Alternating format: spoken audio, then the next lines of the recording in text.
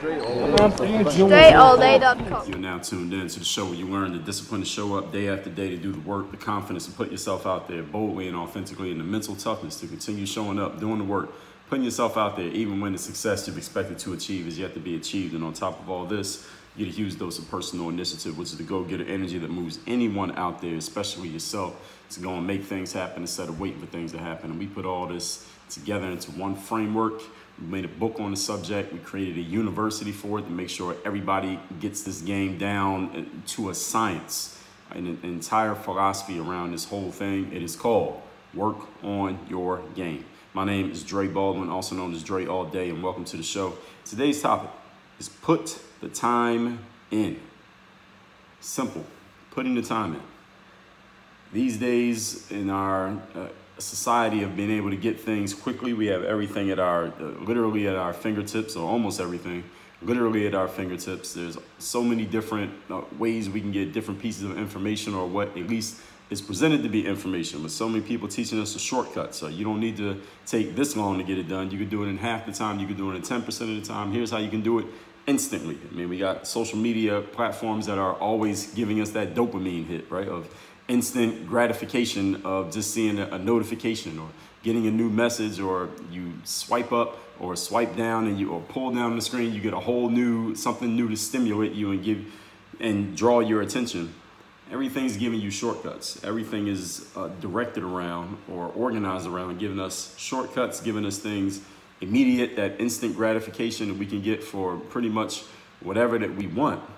The challenge, and this is what's caused the human attention span, at least according to what I've heard in some studies, the human attention span on average has gone down over the years from, it used to be, I think somebody was saying it used to be 20 minutes, maybe like 40 years ago. And now it's less than 10 seconds because we have become so conditioned to take the shortcuts. But there are very few people who are telling you, at least telling you up front, that putting the time in still matters. Today, I'm going to take the liberty of sharing that message and explaining to you that putting the time in for the things that you want, whether it's something that you want to achieve in the short term, meaning maybe the next 24, 72 hours, or something you're looking to achieve in the long term, maybe a lifetime goal or something in the next 10 years in your 5-year plan, the time that you put in still matters. And it matters more than just, okay, there are some goals that just take a long time. Yes, of course, that's part of it, but there's a lot more to it than that, and this is just as much a mentality as it is the practical and tangible application of actually putting a certain amount of time into a task or a goal or a job. So let's get into it so you can understand what I mean by that. The topic, once again, is put the time in. Point number 1, time bakes a better cake. And I mean that metaphorically. I also mean it literally. I mean, if you really think about it, what tastes better, generally speaking? In your experience of consuming food, what tastes better? Food that was made in the microwave or food that got made in the oven? Now, listen, if you have some terrible food and put it in the oven, it's still going to taste terrible. And then you got some good food, put it in the microwave, it might not be as good, but it's still better than the trash that came out of the microwave. But generally speaking, when we put food in the oven, it's usually because we took a little bit more time putting the ingredients together. We went and found a recipe. We probably got some better quality ingredients, and that's why we're willing to invest the time of putting it in the oven, right? We got to preheat the oven. It takes 15 minutes to get up to the right temperature, 350, 400 degrees. Then it has to sit in there for a certain amount of time. Then we take it out. Then we got to let it cool off. Then we get to eat it. If you're willing to make all of that investment into whatever it is that you're eating, you probably made somewhat of a quality investment into the kind of food that you put in there in the first place. However, when you're putting something in a microwave, it might only take 30 seconds for it to get hot, and it might not even get hot all the way. I don't even use a microwave. I have a microwave in my home right now, but I don't use it. But even when I did use a microwave, many times I would be annoyed with the microwave because the food wouldn't get hot all the way through. Only certain parts of the food would get hot, and then I had to learn that, or if I'm gonna microwave for 2 minutes, I gotta take it out after 1 minute, stir it up, and then put it back in and make sure certain parts get hot. It just wasn't doing what I needed to do. It wasn't cooking the food evenly. And then when someone kind of explained the logic to me of how microwaves work, putting some type of what is the word? I forget the word, but radioactive type of energy, waves of energy going through the food in order to heat it up from the inside, and I just didn't like how I just didn't like the concept. Once I got to really understand how microwaves work, obviously I can't explain it to you, but you can go Google it and find that out on your own. But generally speaking, I think we can all agree the food that gets made in the oven is usually higher quality and tastes better than the food that gets made in the microwave. And the food that gets made in the microwave, you probably need to eat it just as fast as you cooked it. So if you put it in there for 30 seconds, you got about 30 seconds to eat it before it's not fresh anymore. You might have to reheat it again and again and again. Whereas food that gets made in the oven, you can feed everybody that day. You can put it, wrap it up, put it in the microwave, take some plates home. If you're not at your house, you can let it sit for a day, maybe a day and a half, 2 days, heat it up again, and it still tastes pretty good because it got made in the oven. Is just higher quality food, period. Now, again, I'm talking it literally here, but I also mean it metaphorically. Depending on who's cooking and what you're making, again, the answers can vary. But let's say it's the same food made by a good cook, the winner's always going to be the oven. Things that take more time in life, everybody, usually have more thought put into them. There's more care taken into what was going on in that time that was being put in. There are high quality ingredients put into whatever the situation may have been. Because you're taking more time, you probably have the time, first of all, to find higher quality stuff.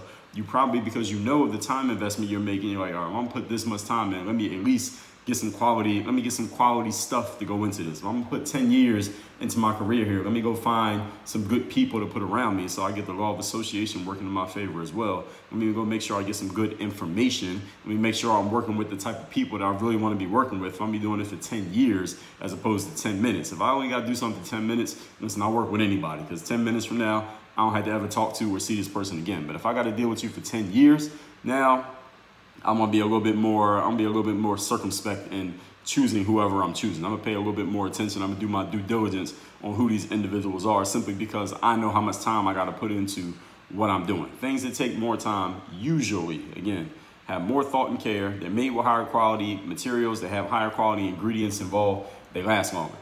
I just read a book about In-N-Out Burger, and this book, I don't even know when the book was published, but it seemed like it was published probably 10 or more years ago. But it's about the In-N-Out Burger chain, which is a family-owned business started out in California. There aren't any In-N-Outs on the East Coast, but I did eat an In-N-Out Burger when I was in California.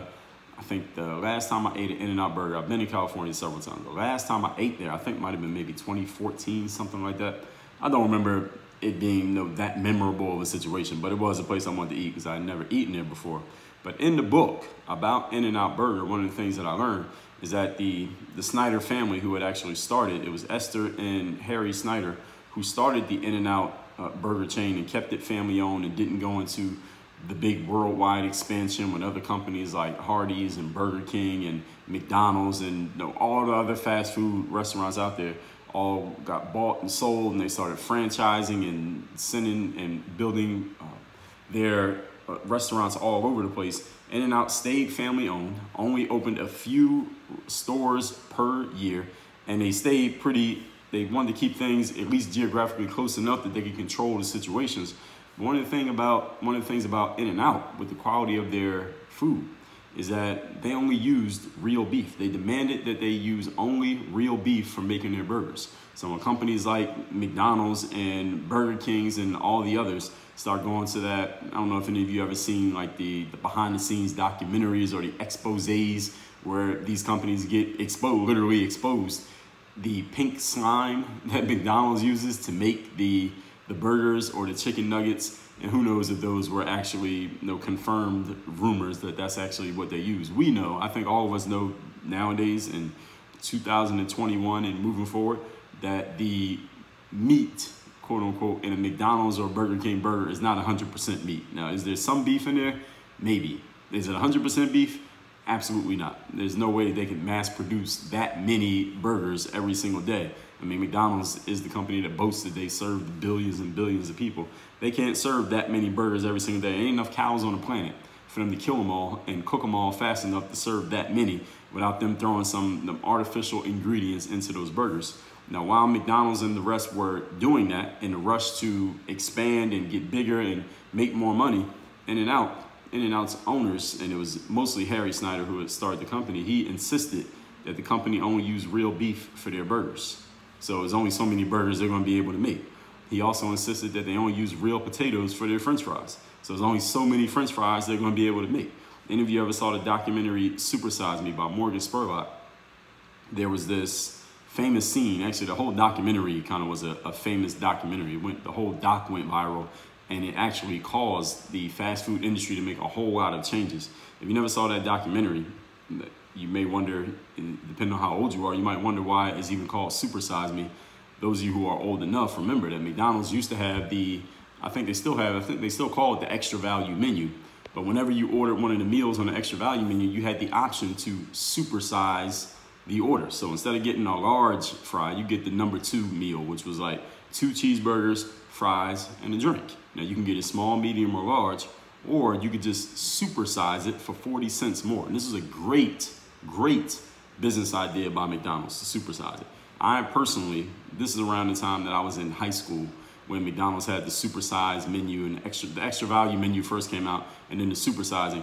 I used to always supersize my meal because I got getting the supersized fries. I didn't really need a supersized soda, but the fries, I mean, any of you remember McDonald's fries? I'm saying remember because I haven't eaten McDonald's in years, but the McDonald's fries, I would love to get those supersized. So I'll always supersize the meal. For 40 cents more, I got a much bigger, not much bigger, but a substantially bigger fries, and substantially bigger drink. And it only costs you 40 cents more. And McDonald's made millions of dollars, probably hundreds of millions, maybe billions of dollars off of the additional money from all of those supersized meals that they sold. When Morgan Spurlock made this documentary called Super Size Me, all he did, for those who don't know about this doc, he went 30 days. First he went to the doctor, he got all his blood work done and got his body checked out and found out what his baseline levels of health were. Then he went to McDonald's every single day for 30 days and he ate all his meals, breakfast, lunch, dinner, at McDonald's only. He did not eat anything else, only McDonald's for 30 days. Then he started to feel sluggish and he started to feel like shit because he's eating this trashy food. Then he was going to the doctor, intermittently during this period. He went to the doctor at the end and the doctor was looking at his blood work and looking at his measurables and his levels and saying like, yo, you're not in good shape. You need to stop eating this. Whatever you're doing, whatever you've been doing the last 30 days, you need to stop doing it because your health is not in good shape. But anyway, you can go watch the documentary and see it for yourself. I'm pretty sure it's on Netflix or YouTube or, I mean, you know how to find this stuff if you really want to find it. There was one particular scene that stood out in my mind, aside from Morgan's going to the doctor and the doctor telling him, hey, whatever you're doing, stop doing it, because he was eating McDonald's exclusively. It was when he took an order of McDonald's French fries and he put it down on a counter at his home and he just left them sitting there. He just left the food sitting there on his counter. Now, any of us knows that if you leave some food just sitting out on a counter anywhere in your home, eventually, and you don't move it, you just leave it there, eventually a couple of things are probably going to happen. One, the food is going to rot and it's going to start maybe smelling bad or it's going to decay and mold and all of that. And the other thing is going to attract some type of insects. Maybe you get flies coming in your house, maybe you get ants or roaches or whatever. Something's going to come and try to eat that food because you left it out there and you're not tending to it. Something's going to come get it, or it's just going to decompose and smell bad and look bad. In the course of the 30 days that the fries were sitting there, these McDonald's fries sitting on his counter, the whole 30 days, the fries looked exactly the same after 30 days that they looked on day one. And the point that was proven in doing that, I guess you could say proven because it's really about did it persuade the consumer to believe it, and it absolutely did, was that there was nothing real in those French fries. Those were not actual potatoes. I mean, if you leave a real potato sitting out on your counter for 30 days and don't do anything with it, the potato will start to mold. It will start to decompose. It will probably draw insects and flies and ants and something is going to happen to that potato. It's not just going to sit there and look exactly the same. Those McDonald's fries didn't decompose and didn't draw any insects or anything because there was not much real in those potatoes. It's basically cardboard, but the fries taste so damn good too, don't they? But anyway, the whole point that I'm making here, talking about In-N-Out Burger, is that In-N-Out's owners insisted that they only use real potatoes and only use real beef in their stuff. And reading this book, again, I'm not from the West Coast, so those of you who are on the West Coast or you spend a lot of time eating an In-N-Out Burger, you can confirm or deny what I read in the book, which was that the lines for In-N-Out Burger were always notoriously long, at least especially in the early days. We're talking like in the 70s and the 80s of In-N-Out Burger. The line just to get to the drive-thrus or to get some food were always really long simply because it was obviously a very popular product, And because of the quality of their products, it took maybe just a little bit longer for them to prepare their meals. They actually did make everything to order when it got ordered. They didn't have a whole bunch of burgers just sitting in the warmer, waiting for somebody to grab them. And I worked at McDonald's, so I know we absolutely did that. And I don't know anything about the quality or what went into the actual ingredients, because by the time I threw it on the grill to cook, I wasn't part of the science team that actually made the burger or killed the cows, or who knows if there are any cows even involved in the making of those quote-unquote burgers. But the whole point is, and actually I think I remember when I went to In-N-Out back in 2014, it was a little bit of a wait. The line was longer than I expected it to be. Then In-N-Out had this really simple menu.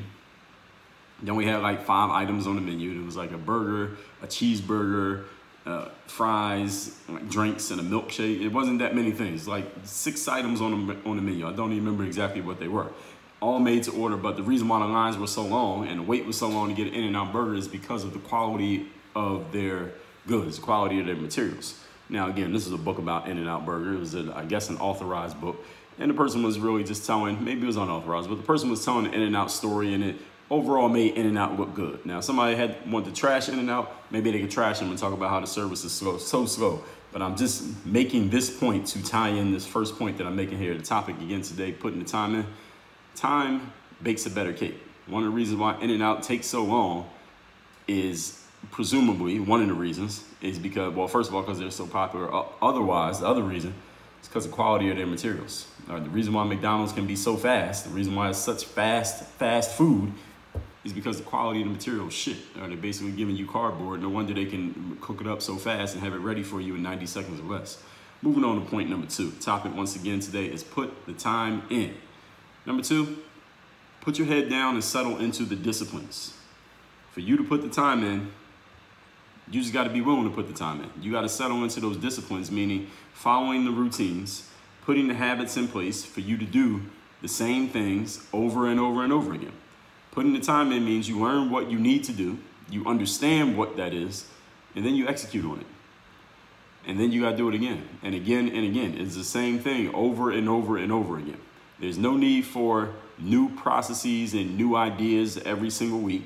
If you need help with the process, whatever that process happens to be, then you get help with the process. But it doesn't mean you're doing something brand new every 30 days, every month, every quarter. You're coming up with some brand new scheme that you need to do. You figure out what the process is, whatever it's going to be for you, and then you just repeat it over and over and over again. If you run into a snafu in making the process apply to some change or something new that's going on, then you go get that help. But it's so you can keep working your process. Anyone who's built something worthwhile in this lifetime has put the time in doing a whole lot of the same things over and over and over again. And what happens is, because of the world that we're in now, because many people have bought into this concept that people's attention spans are really short, and I'm not saying this is not true. People's attention spans have become shorter, and people do need to be stimulated maybe a little bit faster than they would have needed to be, back in the day. But because so many people have bought into this, and that we need to give them something quick, and we need to give them something now, and we have to make sure that we get their attention quick and hold it quick, everybody's going into the short-term thing, and they only tell you about the short-term thing and the quick thing because they think, and I'm talking to salespeople out here, they think that the consumer is not going to pay attention unless you give them something quick. What I counter to say is, and I talked about this in episodes where I talked about how to have a better podcast, or why you should run a podcast, or some ways to make your podcast, to improve your podcasting, is, listen, you don't have to have you don't have to limit your interviews to 25 minutes because you think people only will listen for 25 minutes, then their attention spans run out. If you have a 2-hour interview that is good, if it's a good 2 hours, people will watch the entire 2 hours. If there was a documentary made about your favorite entertainer or your favorite politician or about your favorite book, you will watch the entire documentary. It could be 4 hours. You will watch the whole thing simply because you're interested enough in what it is. Now, if you're not interested in something, yeah, they might need to get your attention in 7 seconds or less because that's how long your attention span is going to last for something that you don't care about. But when you care, you're willing to put that time in. Anyone who's built something worthwhile has put the time in. Why? Because they care enough to keep working on it to make it work. And in order for it to work, they had to put the time in to make it work. So they serve each other.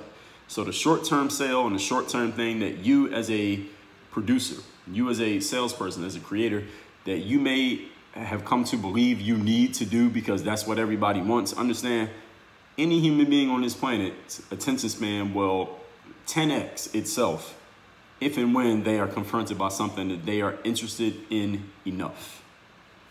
Let me repeat what I just said. Any human being on this planet, including yourself, including me, including anyone you want to sell to, their attention span will 10x itself if and when they are confronted by something that they are interested in enough to give more of their attention. Long-term things that last a long time require a long-term investment. And you have to start making that investment up front. Point number 3.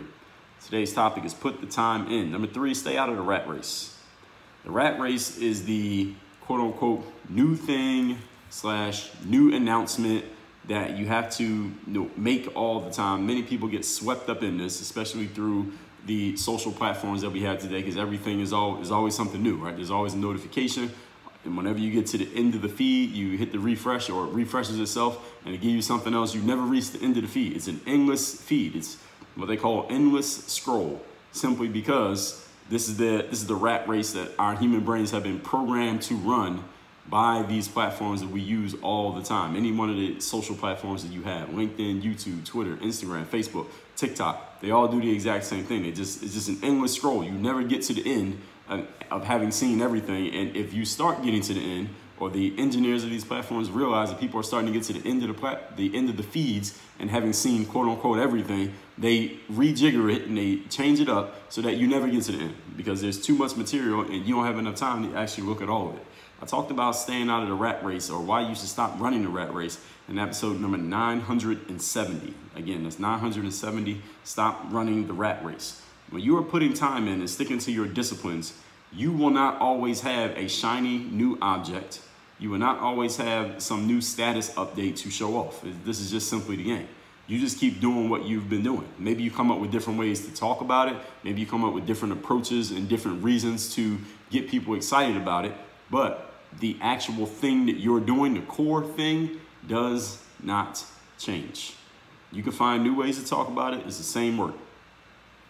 When it comes to the rat race that a lot of us get swept up in these days, is every time we see someone doing something else, we're like, oh, maybe I should do that. And if someone's good at advertising or talking about or persuading you as to why what they're doing is a great thing to do, you will be enticed by this. You will be dragged into this sometimes and even invest a little bit of your time, at least in looking at it, if not even trying it yourself.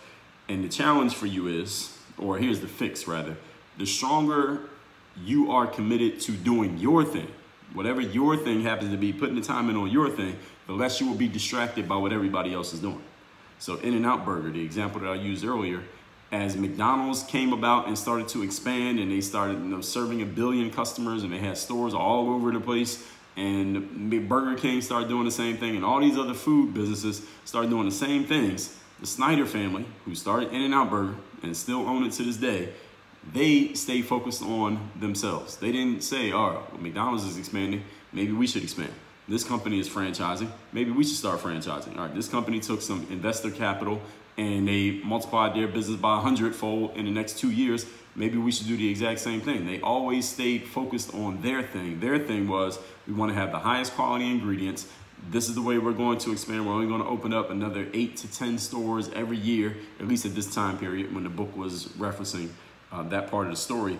And they stayed focused on their thing. So they didn't get distracted by looking to their left and to their right of what everybody else was doing. This is something that happens to many of us these days. We get distracted looking to our left and to our right of what everybody else is doing because we are not solidly focused enough on our own thing. Now, one reason for that may be, maybe your thing isn't producing the results quite yet and everybody else's seems to be doing so.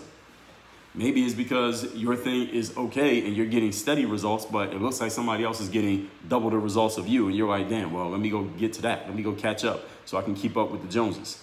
The more you allow this to draw your attention away and draw your focus away, you're costing yourself, because I told you how focus is a force multiplier. Back in, let me tell you what episode that was. Focus the Force Multiplier is episode number 1193. Focus the Force Multiplier. The longer you can stay focused and the stronger you can stay focused on anything, the stronger your force becomes. But every time you break focus and go do something else and then come back, now you got to start back over. It's kind of like pushing a rock up a hill. If you stop pushing, the rock falls back down to the bottom of the hill. You got to start pushing it all over again. And you can start over and over again 100 times and never get the rock to the top of the hill simply because you never stayed on it for long enough to get to the outcome. So stay out of the rat race of always coming up with some shiny new thing. Again, you can come up with a new way to talk about it, but you don't change the thing over and over again. All right, this philosophy, work on your game, I've been talking about this for damn near 2,000 days in a row. The philosophy has not changed. Now there are different frameworks within the philosophy that we talk about, but we always bring it back to the same thing. When I talk about Work on Your Game University, again, I may approach it from different angles, but it's the same. The Work on Your Game University is not changing. It will update, it will evolve, we will add to it and make it better, but the university's core principles, the core reason for its existence, you developing the game, showing your game, getting paid for your game, is not changing. On the TV show The Wire, which is it was an HBO series that was running back in the early 2000s. It's become kind of has a cult following these days of people who watched it back then, and I guess people who are still coming to learn about The Wire to this very day. There was this one particular scene where The Wire was following the Baltimore drug trade, the underground drug trade, illicit drug trade in Baltimore. And there was a dealer in the streets by the name of D'Angelo. And D'Angelo was like a captain, but on the street. He was actually on the streets every day in the projects. And he had a crew of people who he was in charge of, and they did the drug dealing. He would make sure the money was right and make sure everything was running, operation was running properly, et cetera, et cetera. And because he was a drug dealer, he saw the drug fiends every single day, the drug addicts who were coming to buy their drugs. And one day, D'Angelo got word from the people higher up in the drug organization that there was a new version of the cocaine and the heroin that they were selling. There was a new version of it that they were putting out very soon, and word had started to spread on the streets. Word was starting to get around to the dope fiends that there was a new version of this drug that D'Angelo and his crew were going to be selling in a couple of days. So D'Angelo was going to meet with one of the head guys of the whole organization, this guy by the name of Stringer. And as D'Angelo is talking to Stringer, he says to him, man, I'm really excited about this new heroin or this new cocaine that we're about to be selling in a couple of days. The drug fiends are all talking about it, and the streets are buzzing, the underground streets are buzzing about this new drug. I'm excited for this to come out, man. And Stringer looked at D'Angelo with a little smirk, and he said, D'Angelo, that new thing that we got coming out is not actually new. He said, D'Angelo is the same shit that we've been selling for years. All we did was change the color of the capsules that we put it in and give it a new name. And then we go tell the dope fiends and we tell the dealers and all y'all get all excited about it. This shit is exactly the same as it was last week. The same shit that it was last year. The same shit is going to be next year. All we do is just slap a new name on it, change the color. That's it. And D'Angelo was kind of looking at Stringer a little bit confused. And Stringer just looked at him and said, obviously he saw D'Angelo didn't quite get it or didn't quite understand what Stringer was explaining to him, marketing. But the product's not changing. The process is not changing. All we did was just change the way we talk about it. Get these drug fiends excited about it. Get you drug dealers excited about it. And we're the ones laughing. Us up here who are removed from the streets, we're the ones laughing at it. As y'all get all excited about selling it, they get excited about buying it, and we just keep doing business. Same drugs as before, just a different name on them, just different way of selling it, or a different way of talking about it. We're still selling it the same way.